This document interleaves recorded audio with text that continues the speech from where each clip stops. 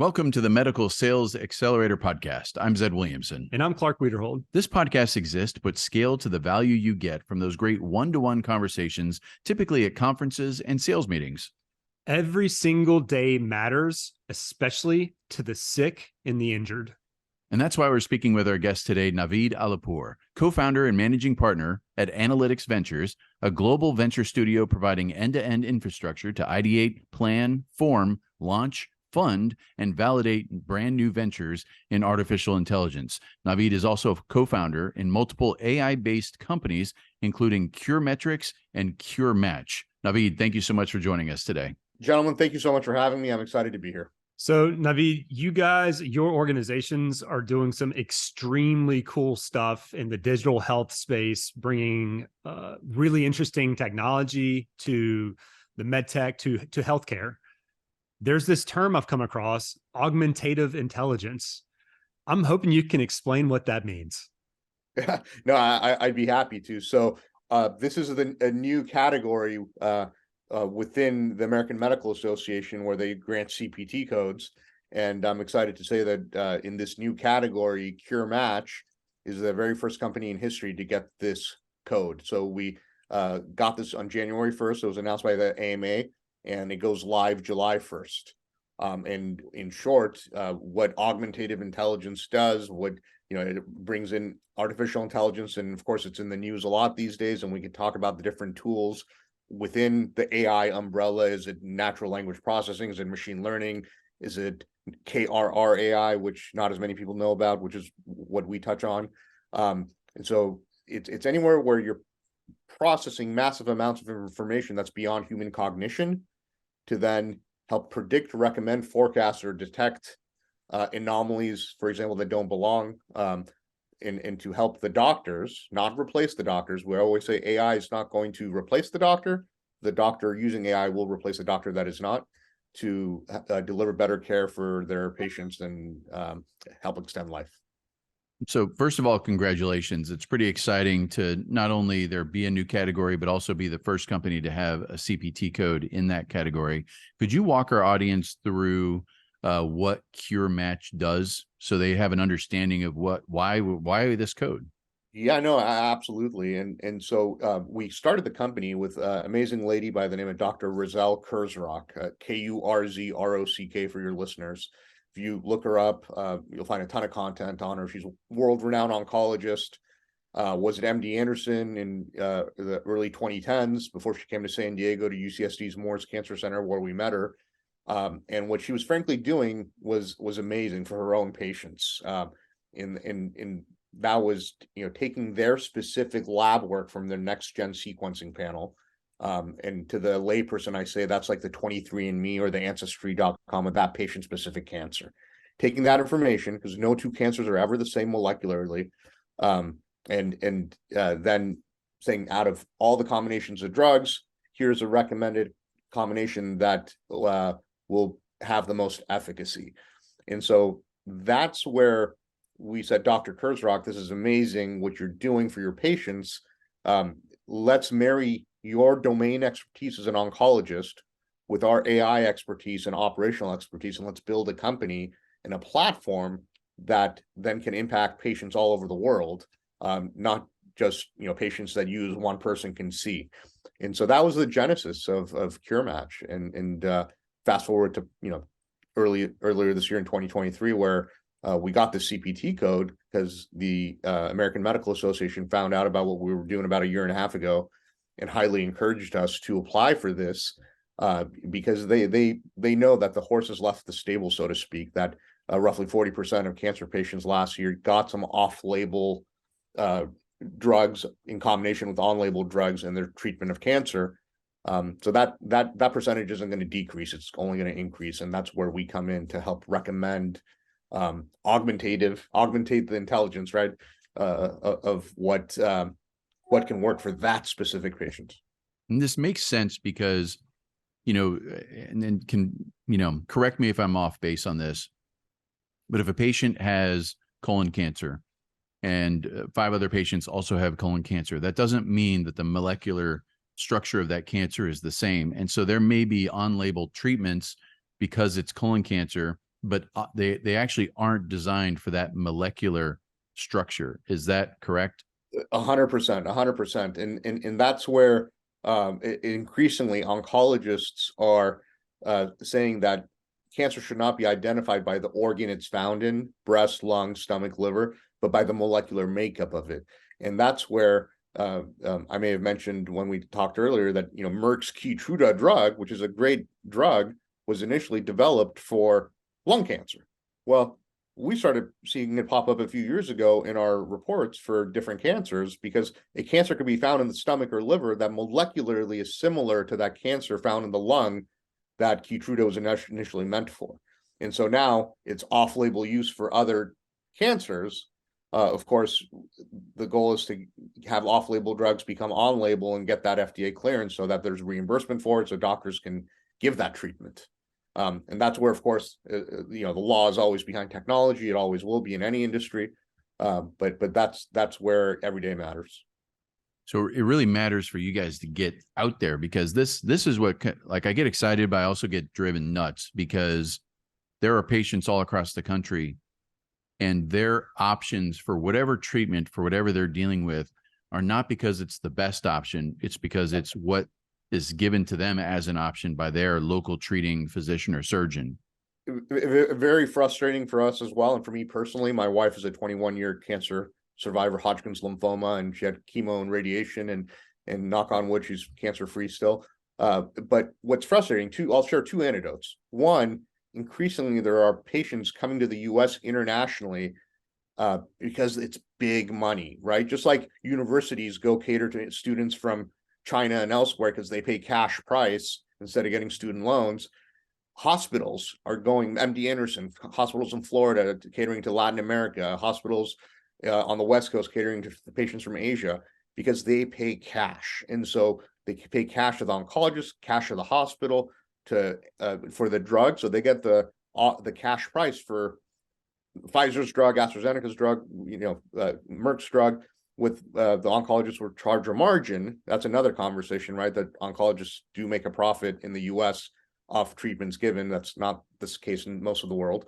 But in that case, if a drug is off-label, that international patient can get it, no problem, because they're going to pay for it. Whereas someone here in the US, if their insurance doesn't cover it, cannot get it.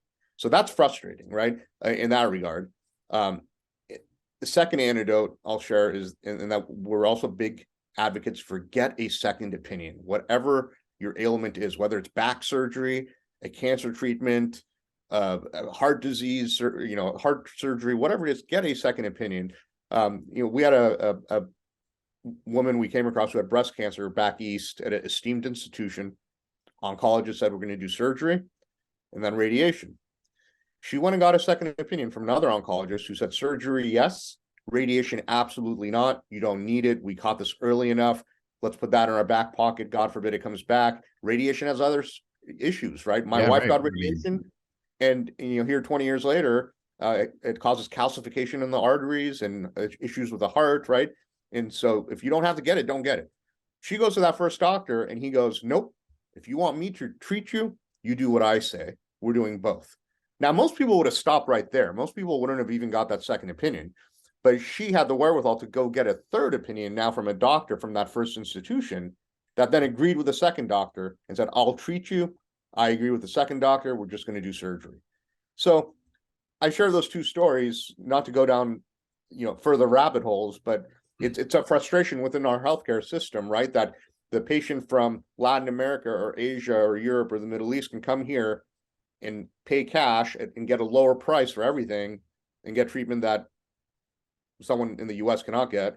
And secondly, that, you know, within our system, you know, I don't think it'll ever change, but get a second opinion for any serious issues is, you know, if one takeaway from this podcast. Yeah.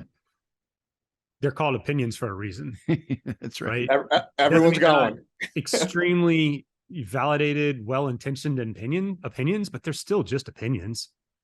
Yeah, of course. And look, I come from a family of doctors, my wife's side as well.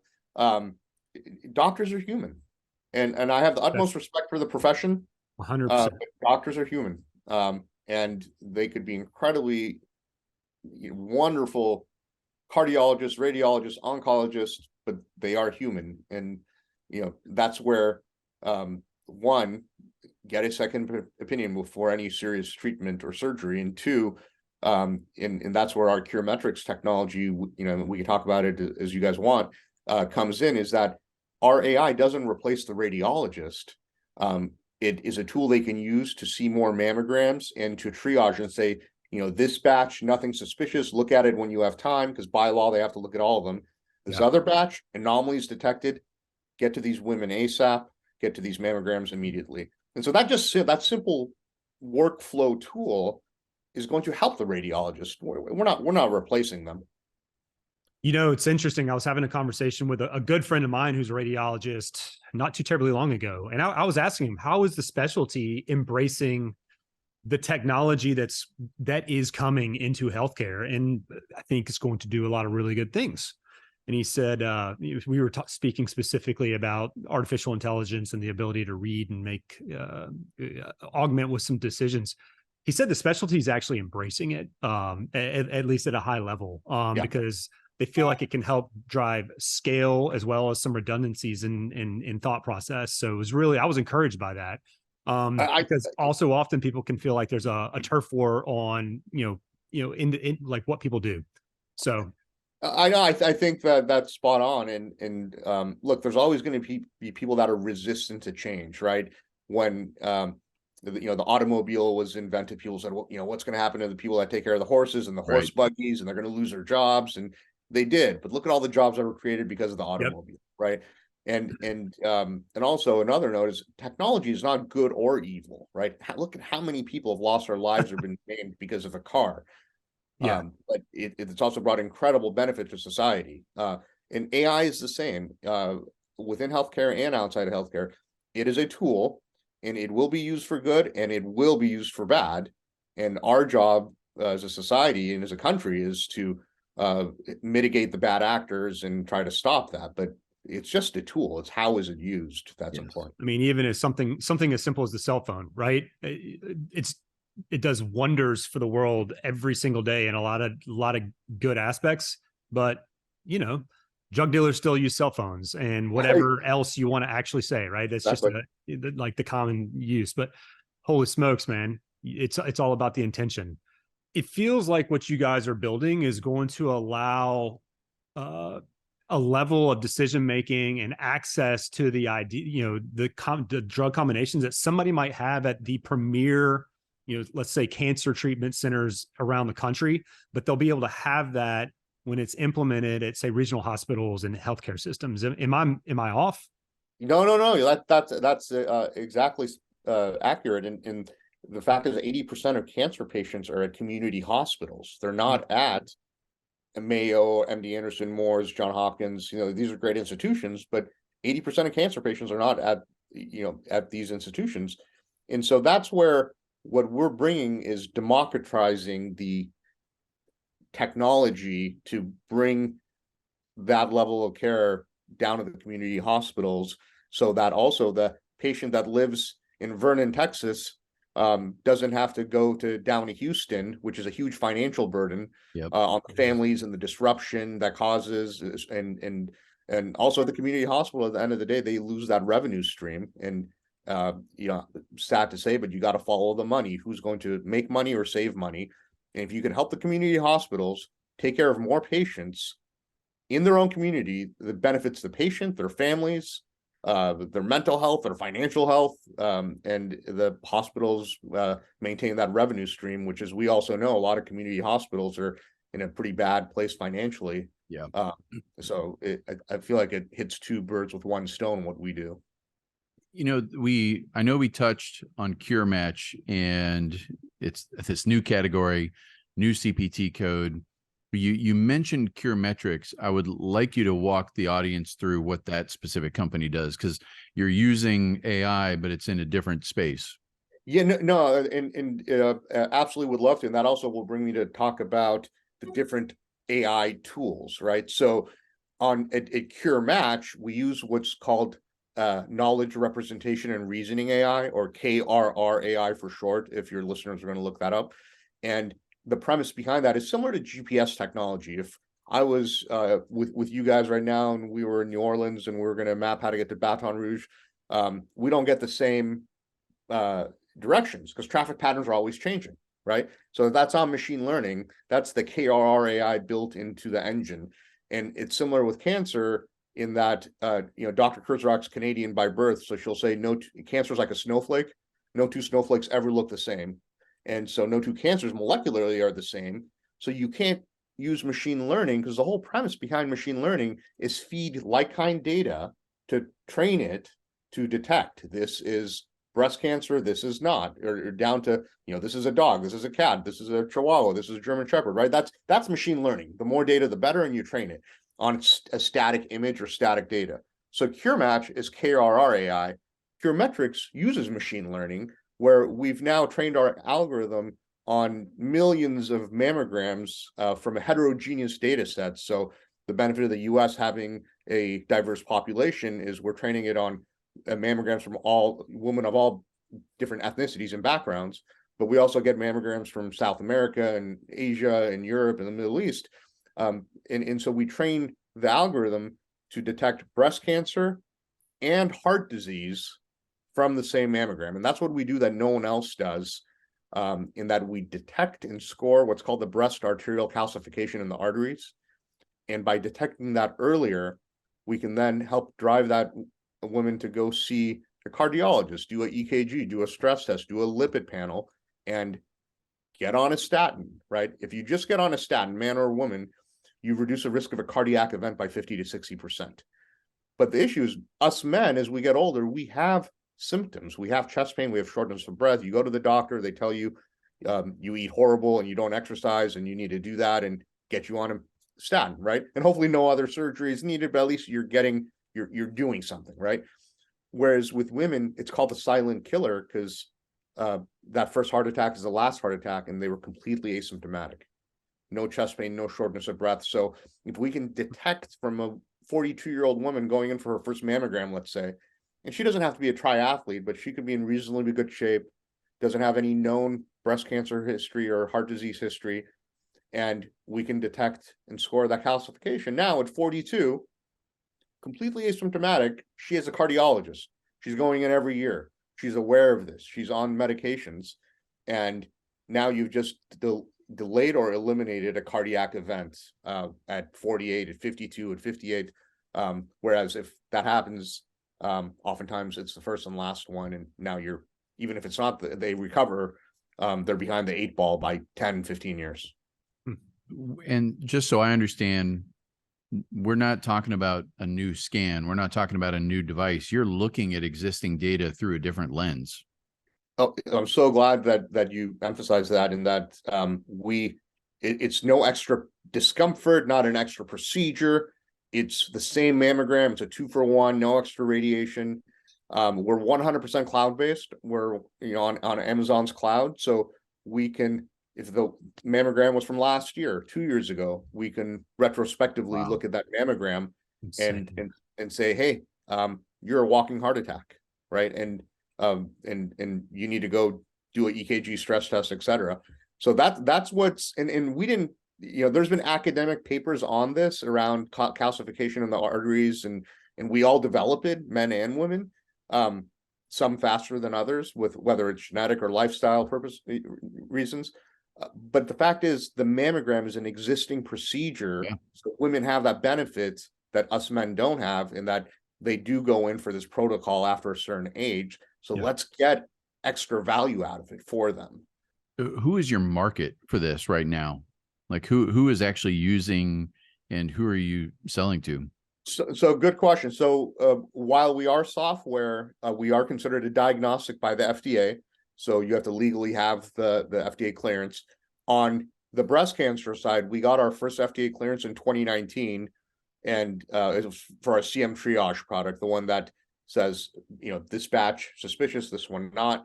99% accuracy, by the way. To date, no one has shown that they can outperform us, and we've detected cancer 6 years earlier in some cases.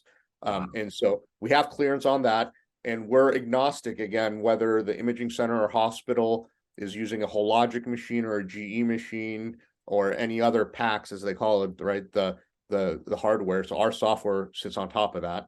On the heart disease side, that product is called CM Angio, and this is all on our website. If you go to curemetrics.com or if you go to aimedglobal.com, it drives to both Curemetrics and CureMatch. But on CM Angio, we're very close to getting that FDA clearance, knock on wood. We're going through that process right now. As to paraphrase, it's the first of its kind they've seen, and so we're hoping to get that out the gate soon here. And we have a lot of eager and anxious partners looking to integrate this into their practice and care for the women that they cover. Yeah, it's fascinating. It's to be able to use existing procedures that have already been done. That's what's so cool about it, is let's go look at something that's already there and get new insight. And like it's like putting on glasses for the first time. You'll see the leaves on the tree.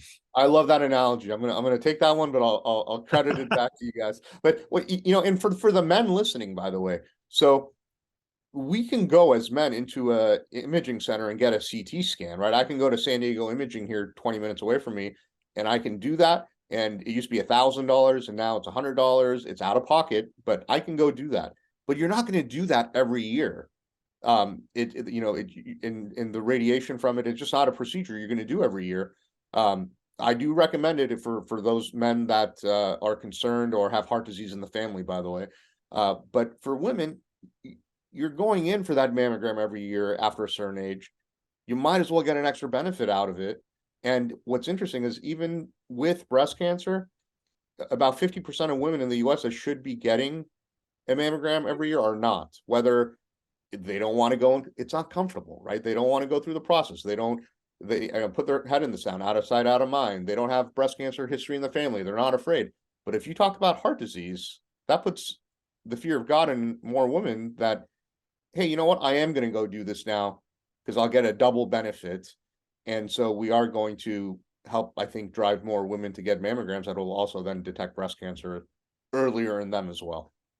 The way we started today's episode, this idea that every day matters, and it's a good reminder because technology is great today, and it's 10 years ago it was great, 10 years before that it was great, right? We're always getting better, and having this mindset, that's what I love about this industry, is right now is good.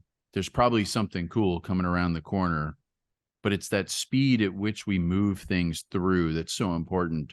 And if you can, I think, how did you word it? You said, if you can make every day. If we can move things one day faster, we're going to impact someone's life. Yeah. I mean, it's just, it's a lesson that we should all take to heart as it relates to what we do professionally, as it relates to what we do personally. Just move that one day faster, because time is, it's precious, and the impact is so huge. It is, and everyone at our company is very mission driven, and so it's if you have an option for a meeting with a partner and it's Monday, Wednesday, or Friday, take the meeting on Monday. Like, move things one day faster, right? That's right. And so that's where we're trying to, in our own decision making, what we can impact. We can't impact everything, right? We can't control the other side. We don't, the law, again, as we talked about, is always behind technology, whether it's healthcare or crypto or anything else. The law is always going to be playing catch up for clearances and CPT codes and reimbursements. But we try to do everything we can to move with an urgency, to move it one day faster. And that's where, we are talking to, of course, the payers, the insurance companies, because they're going to help drive change. And at the end of the day, I hate to say it, you got to follow the money. Who will help make money or save money? And pharma and the payers are the deepest pockets. And with payers, we can show that, look, if you help get this technology out there and covered, not only will you deliver better care for your covered lives, but you're going to save money. Because if you detect anything earlier, breast cancer, heart disease, diabetes, anything, it costs significantly less to treat, and the odds of survival are much higher. And on the CureMatch side, if we recommend combination therapies that are going to have a better response, then they're not wasting money on treatments that not only won't work, that by law they have to cover. The patient could be on stage 3 or 4, they could be on their deathbed, and the insurance company's paying for drugs that cost tens of thousands of dollars that are totally useless, because by law they have to do that. You might as well spend it on treatments that will, as oncologists say, increase the PFS and the OS, the progression-free survival and overall survival. It's so true. Navid, I really appreciate you taking the time with us today. This is fascinating. Congratulations on what you're seeing with CureMatch and CureMetrics. I'm excited to watch that progress, and this whole idea of a whole new category, augmentative intelligence, getting a CPT code. It's all very exciting. If people listening, if you have questions or you have the interest to research deeper, go to AIMedglobal.com. On that website, you'll be able to follow the path that most interests you regarding CureMatch or CureMetrics. Also, Navid, you're fine if people reach out to you through LinkedIn? Yeah, absolutely. We're very accessible on LinkedIn, Twitter, all the social media. And of course, all our information are on the websites you mentioned as well. Excellent. And visit medicalsalesaccelerator.com. When you do so, you can sign up for an email to find out about upcoming or past episodes. You can suggest a guest or a topic, and you can also download a resource that makes you a better communicator with your clients. If you found value in today's episode, do a few things for me. I want you to leave some stars. We love the 5-star reviews. Leave a review, subscribe to the podcast, and go to the box with an arrow at the top. Send this to your friends, your family, your colleagues, your mama and your daddy. We greatly appreciate it. Navid, thank you again. Make it a great week, everybody.